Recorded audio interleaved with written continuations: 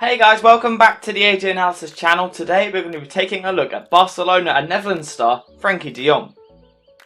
Strangely, De Jong made his dream move to Barcelona at possibly the worst time in the club's recent history, as they face issues both on and off the pitch. However, despite these struggles for the club, De Jong personally has had a very successful time at Barcelona so far, and has also been performing well for the national team, as we can see in some of the stats on screen here. But let's start by taking a look at some of the attributes that make him so effective.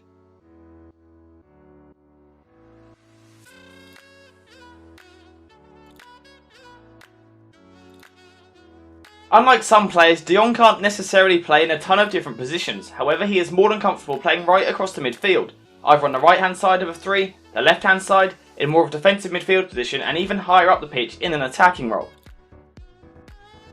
As mentioned, De Jong can't play in that many different positions. However, he is certainly comfortable playing almost any role across the midfield, particularly in a 4-3-3 formation. From this midfield role, De Jong also loves to make forward runs into the final third of the pitch in support of the attack, particularly during the matches when he is given slightly more attacking freedom.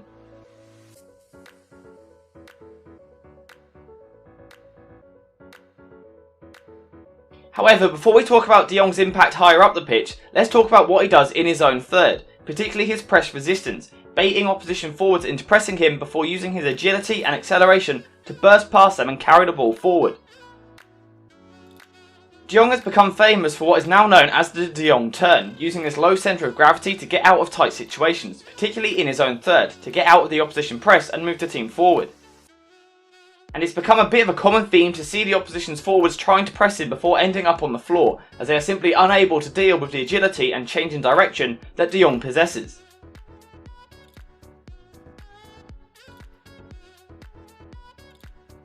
Having gotten out with the press, playing for a team like Barcelona and especially in the midfield, it is important that De Jong can pass the ball around quickly, as well as being able to play progressive passes between the lines, into the attacker's feet to move the team higher up the pitch.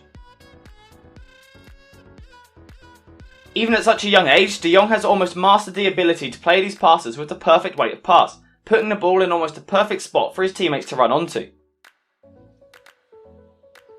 This is something that he developed during his time in the Ajax academy, and he has further developed this skill at Barcelona since his transfer, and I actually believe he could still take this skill to another level.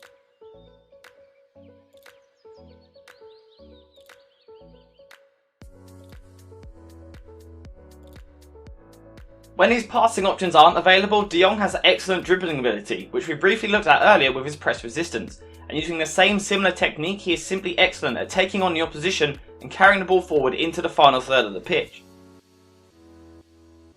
Once again, the Dutch midfielder looks to use his low centre of gravity and brilliant agility to glide past opposition defenders with relative ease, and when he is in full flow, he is a joy to watch in these sorts of areas. And De Jong of course has the confidence in his own ability to do this in some of the most crowded areas of the pitch, which is often the case in the centre of the park as teams look to overload the middle of the pitch. As I highlighted at the start of the video, De Jong also has the ability to operate in a higher role in midfield, closer to the final third, and from here he looks to dance his way past the defenders into the box.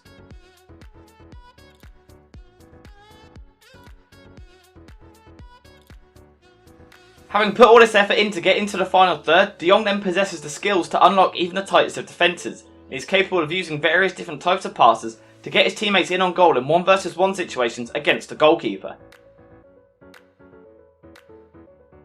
In particular, De Jong loves to play these types of little scooped passes over the top of the defenders' heads to find his teammates who are now in plenty of space in behind the defence.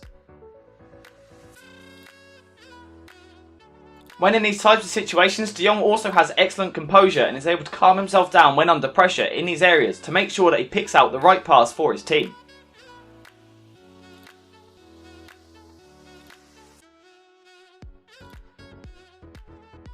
Whilst it is by no means his strong point, De Jong does also contribute to the team in more defensive situations out of possession, and to be honest, this is a side of his game that has become slightly underrated. However, this work that goes unnoticed is still extremely important to his game. De Jong has actually managed to develop quite a good understanding and reading of the game to anticipate where and when the opposition are going to pass the ball, so that he can read the play and then intercept the pass to win possession back. Once again, this is by no means an area of the game that De Jong excels in. However, these defensive contributions play a big part in the way that he plays, and often helps his team to win the ball back high up the pitch. We can see in the stats here that another bonus of having a player like De Jong in the squad is that he is nearly always available to his manager and doesn't miss many games per season at all through injury, allowing him to put in these impressive performances on a regular basis.